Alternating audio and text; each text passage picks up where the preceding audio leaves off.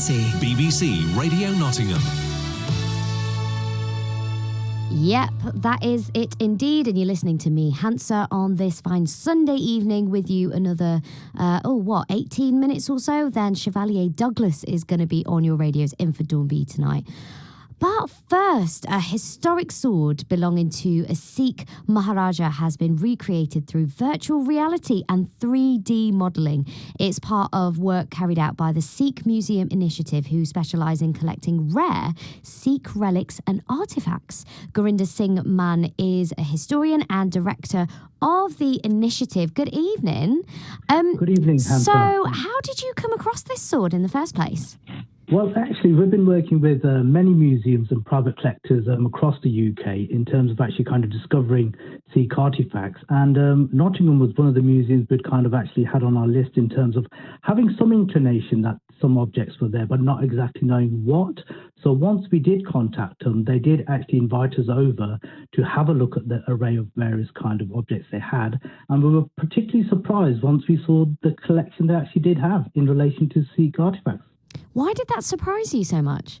I think the key thing, with many museums is that they don't actually have a lot of objects on display, you see. So therefore, what can happen is there can be a lot of objects which are like in the background, in their archives especially. But specifically, this particular sword was, very, very significant in the sense that it actually came from a Maharajah from Patiala, and it actually been sent for sale, essentially, in an exposition in Paris in 1878.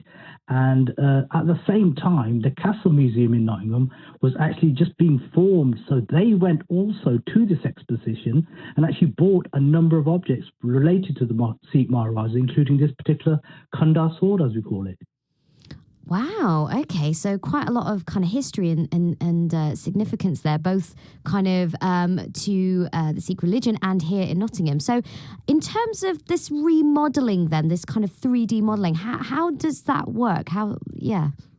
Okay, so what we can do is there's like two different processes which we use to actually recreate objects.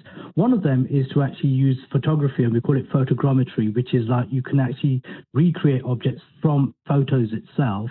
The second option is to actually kind of use a 3D scanner, so you can actually scan the object from all different angles. But regardless of which style or type of modeling we use, you still have to put it through, an engine. You have to remodel certain parts to it as well. So either way, it's not as easy as it looks, but the final product is very, very good, as you can probably see. When are people going to get to see it? Well, essentially, you can see it right now. So on our website, www.anglo-museum.com, the actual Khanda sword is available to be seen. And, it can be viewed on a phone, a tablet, and on PCs as well. And you can move the object around. But essentially, the actual object will be able to be seen when the new Nottingham Castle Museum and Art Gallery opens in 2021. Brilliant. Gurinder, thank you so much for your time this evening. That is Gurinder Singh Mann, historian and director of Initiative. And there you have it. Something to look forward to with the Nottingham Castle Museum and Art Gallery revamp. And that's going to be kind of opening in 2021. So that's when you will get to see the actual Khanda for the first time on display.